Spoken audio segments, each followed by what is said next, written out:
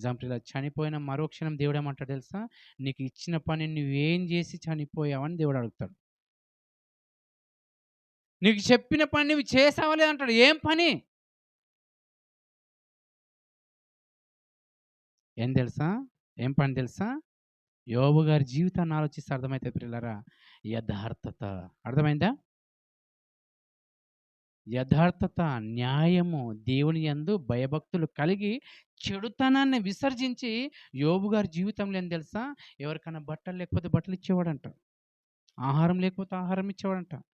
అంటే ఆయన ఎవరు ఏదన్నా ఇబ్బందులు కలిగితే చూసుకుంటుండేవాడు కాదంట యోబు గారు ఆ రోజుల్లో. అర్థమైందా? అంటే మనల్ని మనం పరిశుద్ధత పరుచుకొని అనేకులకి ఈరోజు ఏం చేయాలి తెలుసా? యేసు ప్రభులాగా సువార్త ప్రకటించడానికే మనం భూమి మీద పుట్టాము. అందుకని ఆరోగ్యాన్నిచ్చాడు. అందుకని ఆయుష్‌నిచ్చాడు. అందుకని నువ్వు బ్రతుకుతున్నావు. ఒకవేళ ఇది అర్థం కాకుండా నువ్వు చనిపోయిన మరుక్షణం ఏం చేస్తాడో తెలుసా? దేవుడు తీర్పులోనికి తీసుకుంటాడు. యేసు ప్రభువారు ఏమన్నారో తెలుసా? చేయుటకు నాకిచ్చిన పని నేను సంపూర్ణంగా నెరవేర్చి భూమి మీద నిన్ను మహిమపరిచి ఇదిగో దేవా నీ దగ్గరకొస్తున్నాను. నాకు నీ దగ్గర ఏ మహిమైతుందో ఆ మహిమివ్వు అని అడుక్కున్నాడు.